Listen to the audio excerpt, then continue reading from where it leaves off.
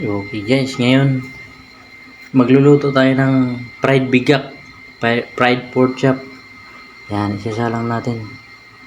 Ang nilagay natin dito pang pa-crispy guys ay ano lang, cornstarch para malutong siya pagkainin mo. Yan, isasalang natin.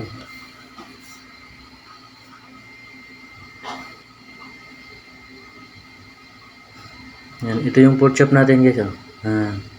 Sa tama lang yung ilalagay mong cornstarch, hindi masyadong marami, saka hindi masyadong konti. Yan. Para makita mong kagandahan ng texture ng ating niluluto. So ngayon ito, yan, ibalik rin natin.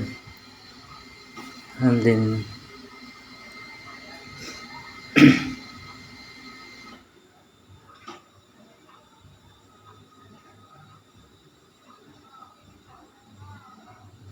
yan, ganyan na siya guys.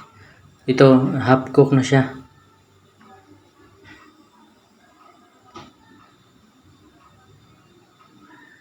Yan, so half cook na siya. Kukunin na natin. Di pa siya totally luto talaga guys. Yan. Yan, isasalangan natin yung isasala pa natin. Half cook lang muna natin para maganda yung pagkakaluto niya.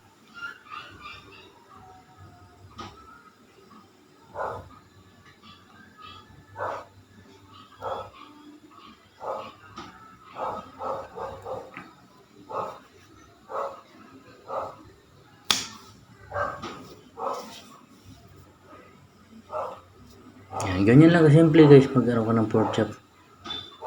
Yan. I-ano mo siya, mikos-mikos mo sa cornstarch na nilalagay mo para sa kagandahan ng texture ng ating niluluto. So ngayon na half cook na natin ng lahat. Hihiwain natin ngayon para pagsalang natin naluluto talaga ng maayos. Yan. So ngayon na half cook na siya, ganyan.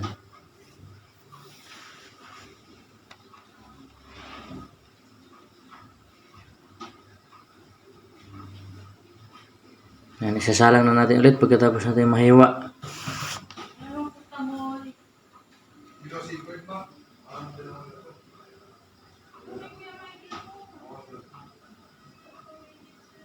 So ngayon itong natitirang half cook natin, hihiwain na natin lahat para prepared na para isalang natin. Para di na tayo maghahol sa oras para isalang natin, kaya hiwain na natin lahat.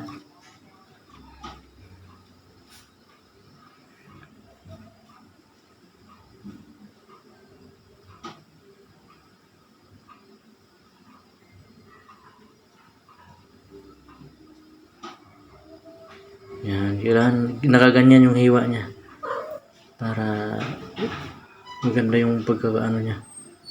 Walang hilaw na matitira talaga pag naisalang mo na siya.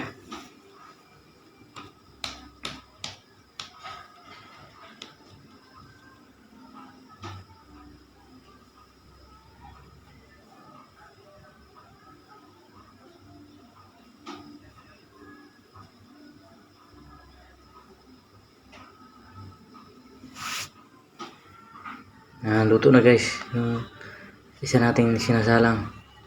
So kapag nagsasalang, kailangan di masikip sa kawali kasi pag masikip siya di na magandang yung pagkakaluto niya.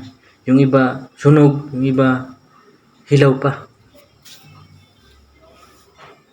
So kailangan yung bigyan natin ng space yung ating mga niluluto. Yan, napakaganda guys. Wow na wow talaga.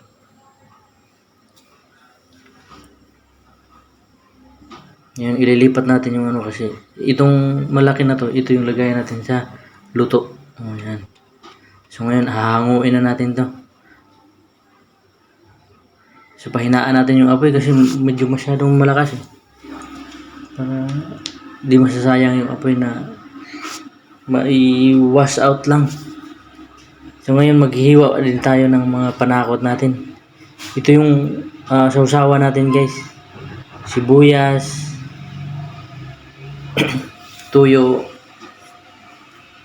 tsaka lagyan natin konting magic sarap para pandagdag lasa lang. Asukal, ganun. Kung gusto nyo kakaibang lasa ang sausawan nyo guys, ganun lang.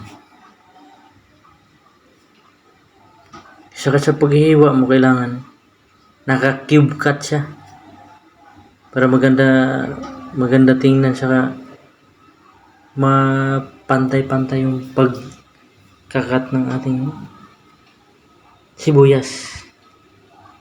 Yan, so ngayon ilipat na natin siya sa mangkok na ating hinahandaan.